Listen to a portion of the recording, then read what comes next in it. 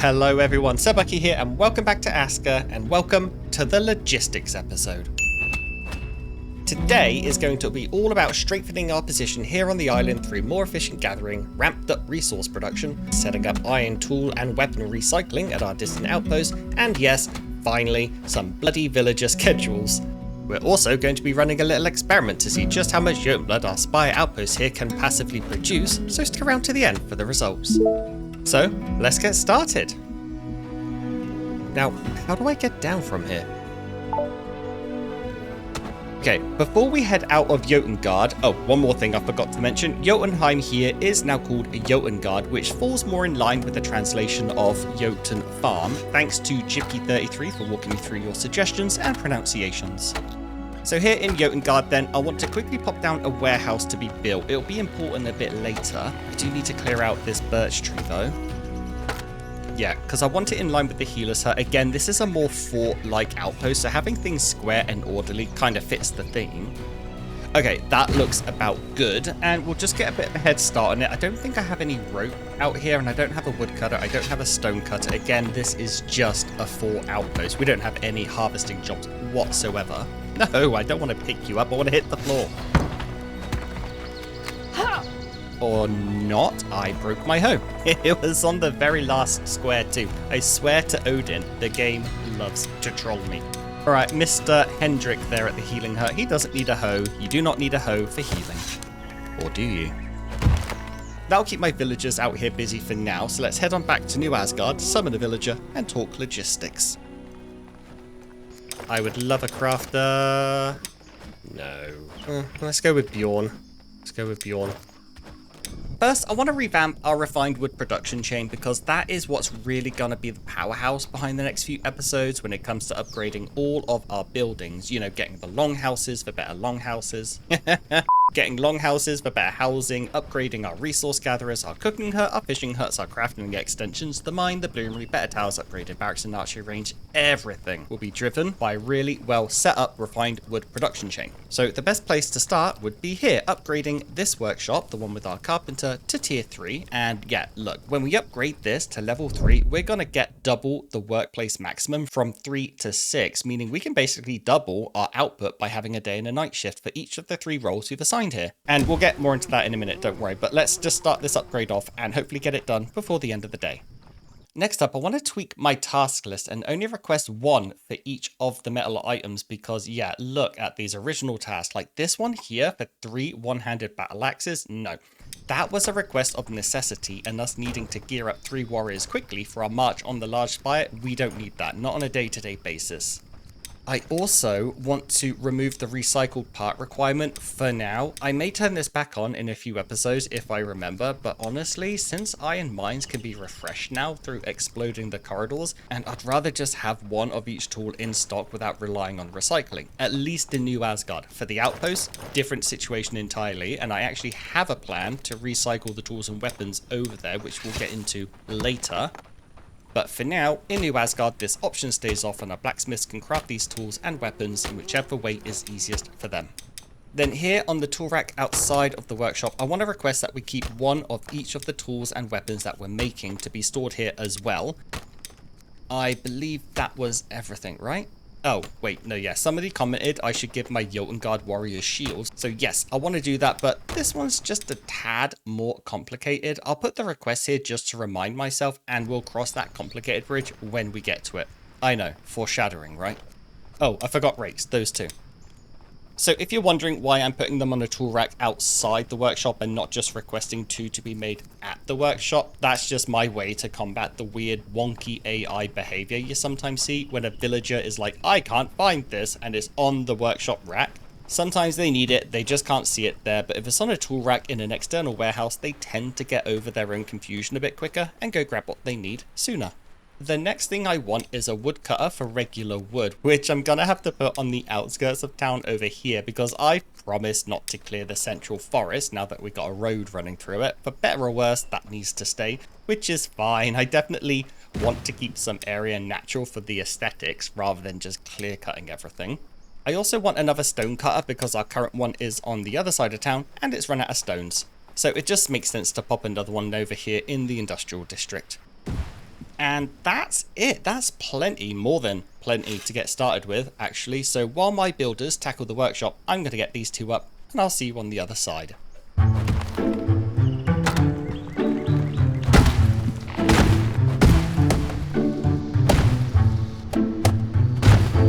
Okay, so both of these are done. We'll assign people to them when we have the right people, frankly. It's 11 o'clock at night, and our carpenters would have gone to bed by now. I think just the blacksmith works the night shift, so that means the workshop will not get finished today, as it does need 3 more hardwood beams to finish, and no, I will not be doing them. I did enough of that in my Aska Alone series to last a lifetime. Editor Bucky here. Sir Bucky has clearly forgotten that literally in the last episode, he used the draw knife. Don't listen to him, he's just being lazy. So instead of finishing off the workshop ourselves, let us instead tick another thing off the logistics to-do list: schedules. Schedules? Schedules or schedules, whichever way you want to say it.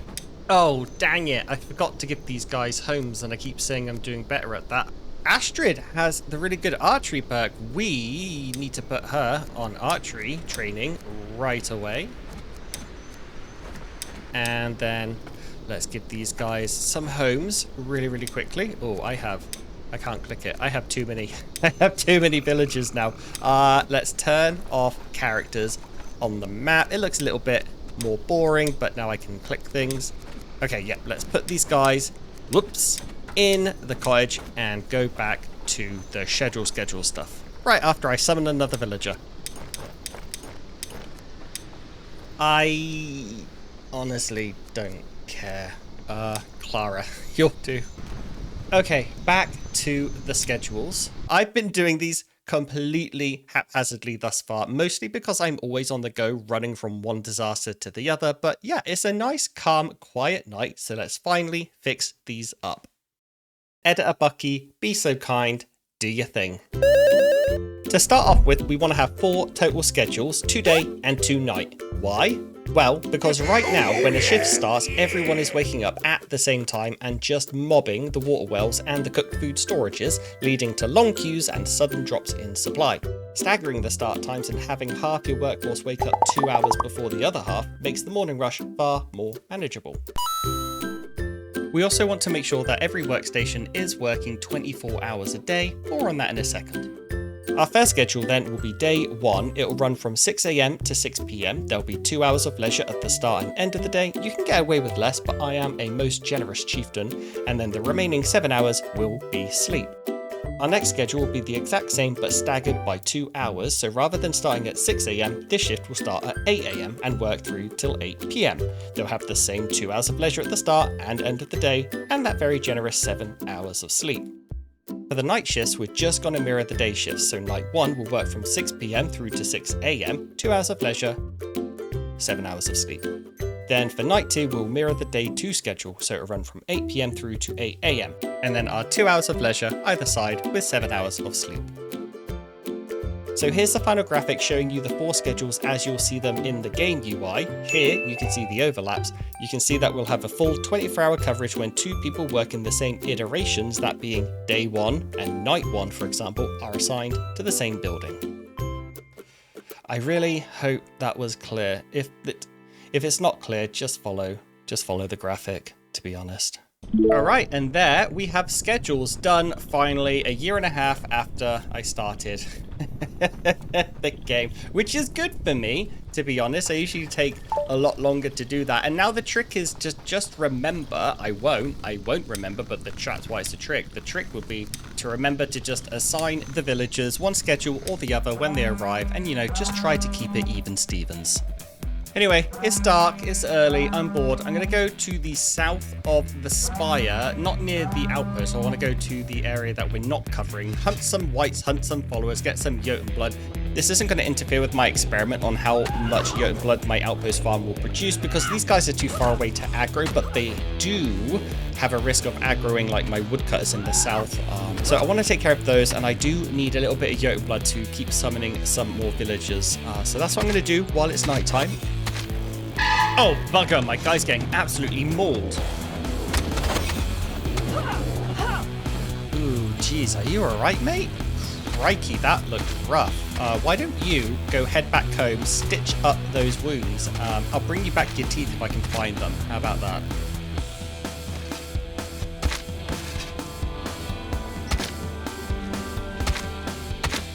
Okay, good morning. It is bright and early, foggy, kind of not a great day.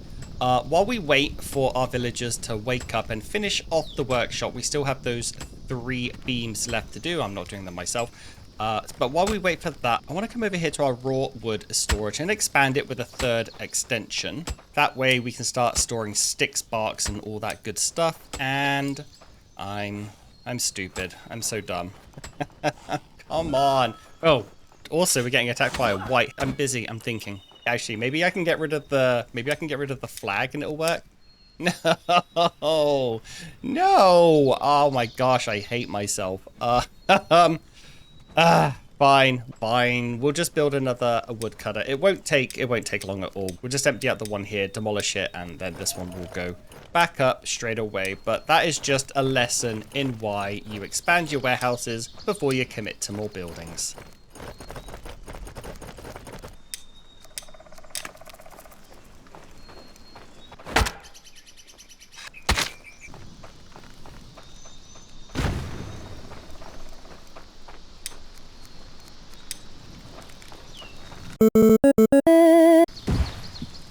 I feel very silly about that.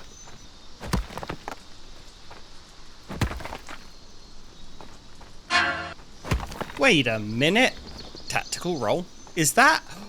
It is. It's an axe head. Oh my goodness. I almost bloody hit it with my hoe and destroyed it. That happens a lot, mostly with the woodcutter, to be honest, because they always fill up with bark or sticks or resin. And then if their axe happens to break, they have no room in their backpack for the axe head to go. And therefore the metal part just falls on the floor. We're kind of lucky it fell on the floor right next to the woodcutter, but it should have been picked up by our metal. Oh, yeah, that's why. Okay, well, we fixed that problem, at least. You know what? I'm not making metal parts anymore. Let's just set them all up. Problem solved for everything. Bye-bye. If that had happened out in the middle of the woods, we would never have seen this again. Alright, I need a villager. I need a drink, is what I need. Who have we got? A crafter would be great. Never a crafter. We'll go with Civ. Green thumb for farming would be pretty handy. Oh, would you look at that? The workshop is finally getting finished. Let's go check it out. Workshop shenanigans. Now we can have 6 people here and it's going to be an absolute riot. Oh my goodness. Someone's having a bark riot. Where were we? Oh, right, yeah. Workshop upgrades. Now that we have up to 6 people who can work here, see, 3 out of 6, we want to fill those extra slots ASAP. I have a lot of builders, a lot of candidates, yeah, but no specialized crafter per se. Clara's homeless because of course she is. Wait a minute, is Clara another 3-star archer? Clara is another 3-star archer. You know what? I'm getting lucky today with my 3-star archers. Let's go ahead and start her training. That's pretty freaking cool if you ask me. So Astrid and Clara, both excellent archers who will level up super fast, and we can move them over to Jotengard in a day or so. Oh, I know why I have so many builders. I forgot to reassign my old woodcutters back to the new woodcutting hut. So Ignar and Ingrid. Huh, wonder if they're siblings. Right, sorry, back to the workshop. Before I assign somebody at our other workshop, our workshop hut 2, you know, the original one, this is where we're crafting things like the large stone axe. You know what? We don't need that anymore. Large stone pickaxe, don't need that anymore. Stone knife, don't need that anymore. Spike club, nope. Wooden rake, yes, no. And heavy club, absolutely not. Simple bow, see you later. This is going to become basically a less round-the-clock intensive. So when it comes to assigned workers, we're going to dismiss Amelia, because Amelia is a nighttime worker. And then over here in the workshop, our big one, we are going to be assigning Amelia here. She'll be working the night shift. Of the people I have, who doesn't have any skills where I need them? I don't necessarily need crafters when it comes to carpentry. You can't screw it up.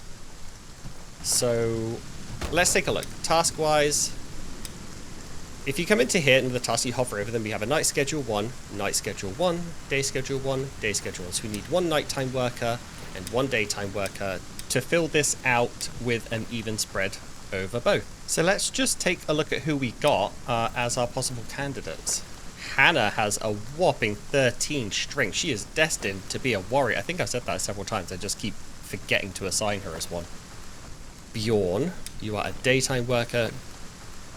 Gunhild is a daytime worker. Finja is another daytime worker. I will go with... yeah, let's just throw Bjorn in here. I want one more nighttime worker, and I don't know who fits the bill.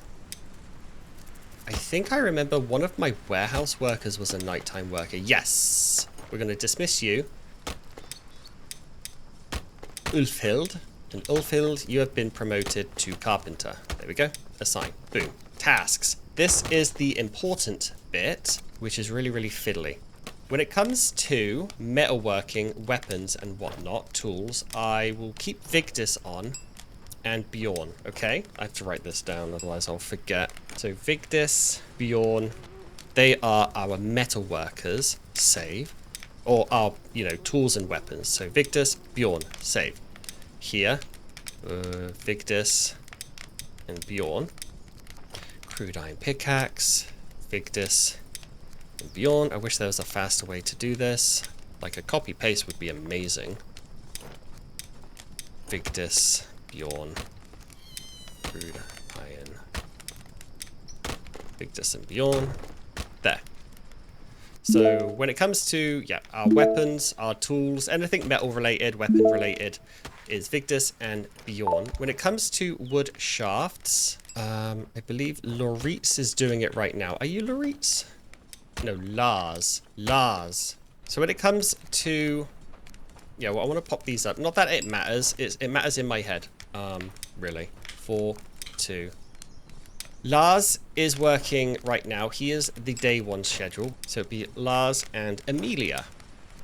So Lars working the day 1, Amelia working the night 1. They will be responsible for anything requiring the draw knife.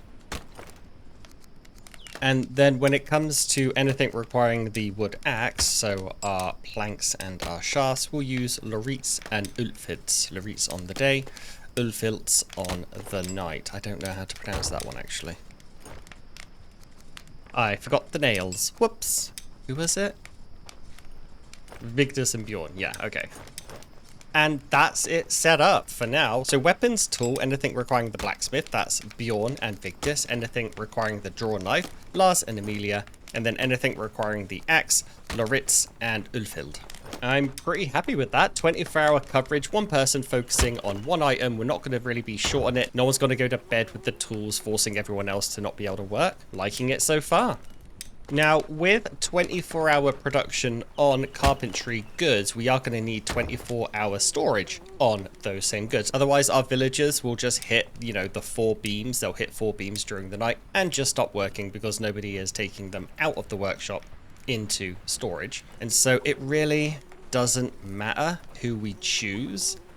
Well, it matters in the sense that we don't want to choose somebody with good skills. Like Gunhild here doesn't really have anything we need. And so she can come here and work the opposite shift, the night shift. She's not going to be too happy about that because she doesn't have the night perk, but we'll just balance that with all the happiness modifiers we have. Decorations, good housing, good clothing, that sort of thing. So shouldn't be a problem. All right, oof, that took a lot of brain power. It's 8 o'clock at night. I think I need about 2 or 3 more Jotunbloods in order to summon our next villager. It is only a couple of hours before a possible blood moon, so I'm going to go harvest, farm, hunt for that Jotunblood while I just wait for it to tick around to 10 PM to see if we get a blood moon tonight. I think a blood moon would be nice, actually, because I think it would stimulate my brain. That was a lot of thinking. That was a lot of thinking.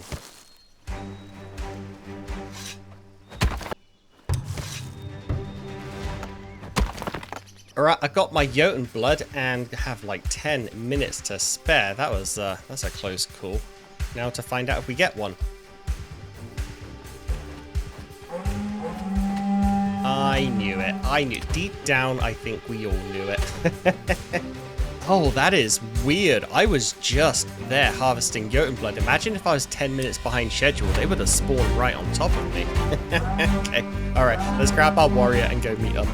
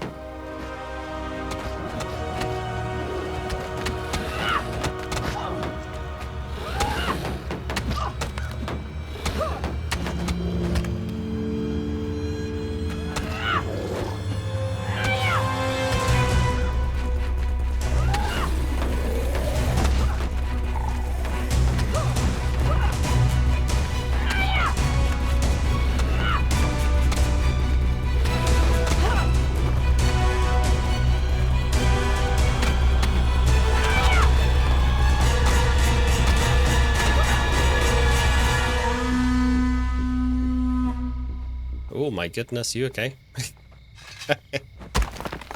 Alright, all bodies harvested up. Enough Jotun blood for at least one more villager. I like this guy. This guy was made for punching things, so he'll probably become a market worker or something ridiculous. I don't know. We'll see. Anyway, see you in the morning. So the next thing I want to do here, just before we head on out to check on the outpost, is I want to build a basic wood storage, which will mean this warehouse here is just essentially raw wood, unrefined wood, logs, long sticks, spark, and all that sort of good stuff. This is just going to consolidate all of these resources in one area. It'll make it a little bit more efficient. Our workers and builders won't have to walk all over the place just to collect all these basic stuff. It's just something nice. It helps tidy up and it helps keep things organized and a little bit more efficient. So that was 2 stick storages, 2 bark storages. I guess I'll put down a resin storage as well. Now on my woodcutters, I have disabled it. They're not actively collecting it, but we are getting resin as a byproduct of chopping down trees anyway. So yep, it'll be good to have that being collected. And one more thing I want is I do want another long stick storage because, you know, it's just going to double our capacity. And you know me, I often like to build 2 of something. And with that in mind, another log storage for the same with our basic logs too. So yeah, I think that's good. That is a good start. It will take a while for our builders to get all that thrown together. Speaking of, I forgot to reassign somebody here when I took the night shift off to work at the warehouse. So Civ, you can replace them. And again, speaking of people, let's check in on the archers. How are they doing? Oh, they are both fully leveled. That is going to be a good time. Let's go ahead and reassign them over to Jotengard. That's Clara. You are over there. That's good. And where's Astrid? There you are. Oh no, we don't have any beds available. Dang. All right, we have to go build another cottage up in Jotengard, which is fine because I do need to head over to the outpost anyway and sort of like work on that side of the logistics. We have a few more things to wrap up there. And funny that I said that I often build things twice just a moment ago, because we are going to build another cottage here in New Asgard since our population is growing, and then we'll go ahead and we'll build one in Jotengard after. Let's go. Alright, here we are coming into the outpost for the first time this episode since the intro. Let's take a look at how many bodies we've got waiting for us. We've got bodies waiting for us. Wow, that is a lot already. That is looking really good. So let's go ahead, throw down the cottage that we just spoke about. Get that. I won't build it. I'll just get it started. And then we'll go from there. Rope. Whenever you leave your workers to build a cottage, make sure you put down a metric ton of rope just somewhere in the vicinity. These things take a lot of rope to build. Alright, off to Nithefeklich to check on things there. So in the last episode, I had a little montage where I put down a bunch of builds out here, and one of those was a weaver and a metalworker, because I was imagining making clothes here and shipping them out. But that is no longer going to be the case, because what I've come to realize so far this episode is that market workers are not respecting the outpost warehouse or generic warehouse limits for that matter. So if I come over here to the clothing bin, we have 8 shirts and 1 pair of pants, despite me saying only room for 2 of each. And we're getting attacked by a baby crawler in the mine, so let me take care of that real quick, and then we'll get back to this. Well, that's creepy. I'm chasing them into the depths. Nothing quite like being led by baby crawlers into the deep, dark places of the game world.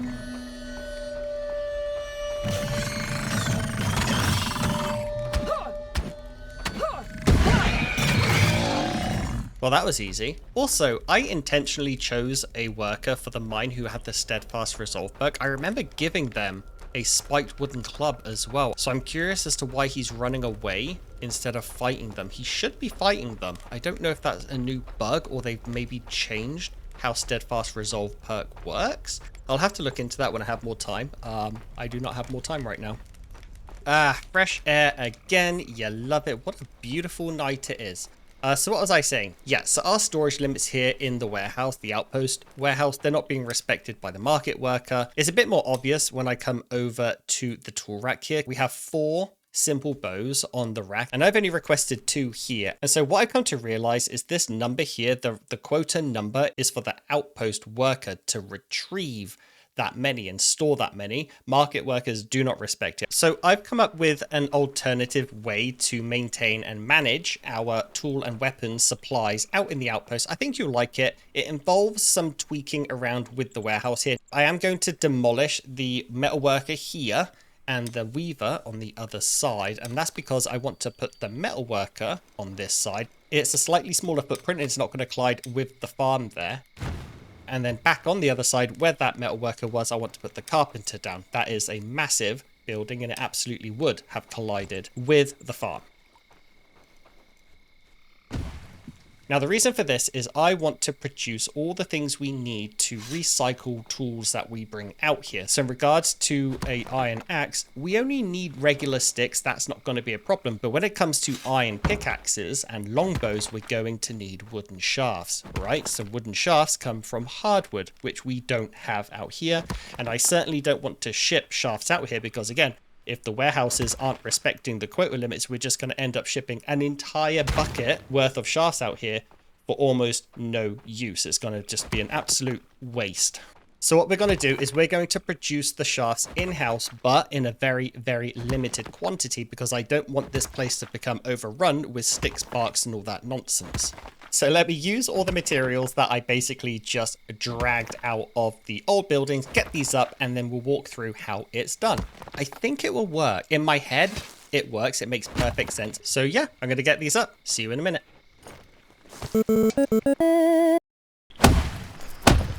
Okie dokie, it is nice and early in the morning. Our metal worker and our carpenter are up and running. We already have a worker in here, so we don't need to assign anyone else. And we don't need to assign a day and a night worker either. I don't really mind if one of the tools breaks during the guy's off shift. It will get fixed eventually. So now it's time for the clever bit. I hope. I really hope this works. I have no idea. We'll find out together. So part 1 of this very clever plan is to come over to the workshop, open up the task menu. Now we can get rid of the large stone pickaxe and the large stone axe. We don't need them anymore. We'll also get rid of the stone knife. We'll replace that with crude iron axe using refurbished metal parts, crude iron pickaxe using refurbished metal parts, and crude iron skinning knife, you guessed it, using refurbished parts. Now, like I said a second ago, unless I cut it out, when it comes to the crude iron axe, only needs a regular stick, not going to be a problem getting new ones of those, right? When it comes to the crude iron pickaxe, it takes 1 wooden shaft. We don't have those unless we're harvesting hardwood and then refining it at the carpenter. That's why we had to build the carpenter extension. Now, when it comes to the woodcutter and it comes to harvesting hardwood, I do not want him to go gung-ho and chop down all of the birch trees around here. I really do want to limit as much as I can how much this guy produces. So I'm going to come into the task menu. I'm going to come down here to our regular logs and long sticks. I'm going to reduce them from 12 to 10. And then I'm going to come down here to the hardwood and I'm going to reduce them from 12 to 2. So there's 12 storages for the logs and 12 for the long sticks. 10 of those will be used by the generic wood, and 2 of them will be used by the hardwood. Now, I could technically just do 1, but I don't like odd numbers, to be honest, unless it's a 5. Everyone likes a 5 odd number. I don't like other types of odd numbers.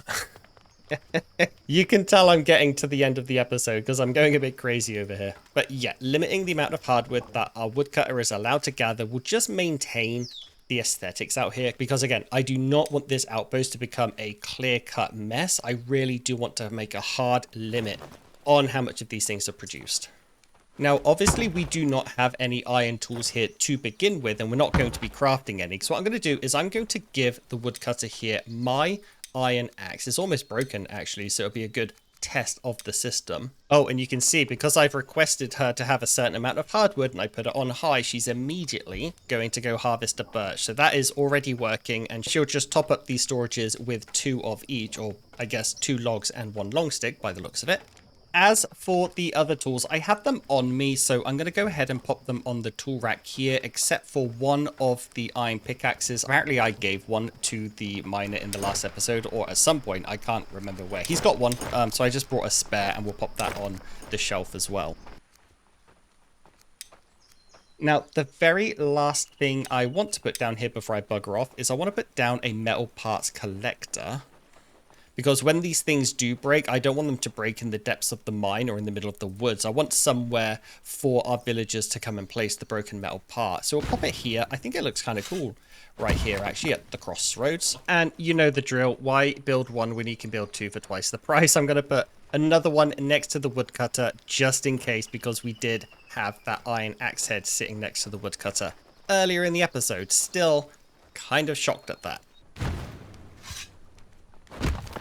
Then one more thing, we'll come into the outpost, we'll put down a broken metal storage, the bigger one, the warehouse specific one. And so what should happen is tool breaks in the mine, tool breaks while out in the woods. Our worker will pick it up and deliver it to the smaller bins near their workplace, and then our outpost worker should collect them from those bins, pop them into this outpost metal parts storage. I know it sounds a bit ridiculous, but then our workshop worker will collect them from either the bin or the outpost metal storage. You know, he has 2 chances, 2 places to gather them from, and then he'll refurbish the tools, hopefully.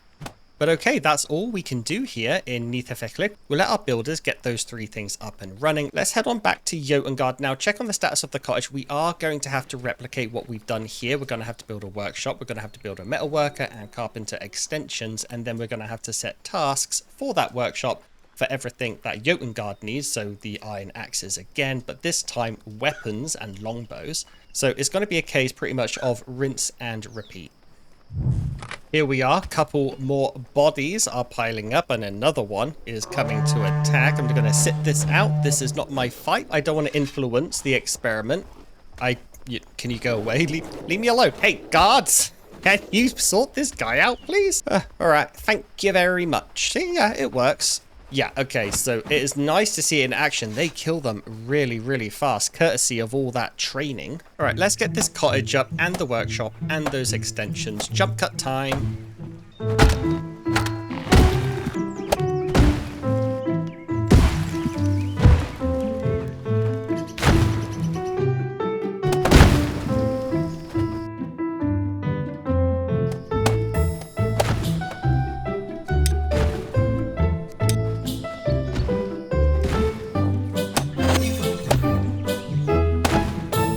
Okay, well that took bloody ages. Let's go ahead and assign some people. Now, Arvid, you are a nighttime worker. Ella, you're a daytime worker. Now, unlike Nithafeklik, I do think it's worth having a day and a nighttime worker out here in Jotengard, because if a weapon breaks at the wrong time, we could have to wait an entire shift to get a replacement. And if we get attacked by a jumpy boy or something during that time, it's game over. Not worth the risk at all. So I'll assign them both to the 1 iteration of the schedule, day 1 and night 1. And then in the same way that we did at Nithafeklik, the things we want to make are crude iron battle axe with refurbished parts. Now that does take 3 leather scraps as well, and we'll have to plan for that, obviously. Probably just easy enough to put up a hunter set. Nothing, I don't have time to do that in this episode. That'll be the first thing we do in the next episode, but just to be aware. And then obviously we want, I kind of want a shield, but I don't think we're there yet in terms of production of shafts. I'll put that on the back burner. It's something I definitely want, but I'm not going to be able to do that for now, especially because what we do want is we do want longbows to be made. They take 4 shafts, yeah. This one's going to be a bit tricky. And then lastly, we do want to have the crude iron wood axe as well, just so that we can keep our woodcutters out here harvesting the birch wood that we'll need for those shafts. And that's about it in terms of the logistics I wanted to cover in this episode. We've got our carpentry industry working super efficiently. We've sorted out our schedules finally, and now have proper 24-hour round-the-clock overlapping schedules at all of our workstations. We've also hopefully gotten around the market worker wonkiness and allowed both of our outposts to refurbish and maintain their iron tools and weapons, which means we will start seeing more iron as well as pelts and leather hides moving forward. So yeah, things are really ramping up quite nicely. So there's only one thing left to do, and that is to see how much Jotun blood our outpost here has managed to provide for us throughout this episode. This is going to be gross.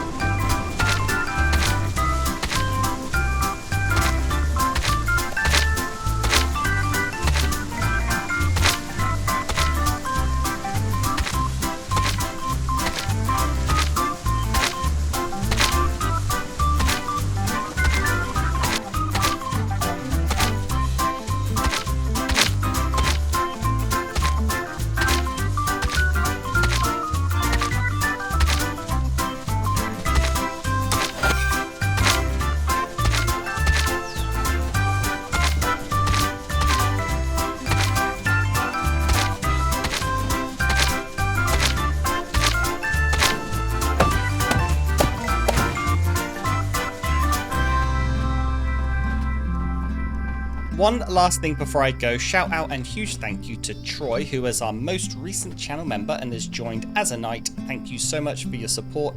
I don't usually promote memberships. I'm very English and it makes me uncomfortable, to be honest. But if you're interested in becoming a channel member, you can join for as little as like 99 cents a month. It gives you access to a few behind the scenes things, sneak peeks of what Editor Bucky is up to prior to episode or guide releases, as well as some other neat little things. The details are below if it's something you're interested in. Thank you so much for watching. I hope you learned something today. I like the logistics, I like the fiddly stuff in this game, but the AI does fight you a lot, so let me know in the comments if something isn't working, or if you have a better way to do things. I'd welcome a discussion on how you guys handle stuff.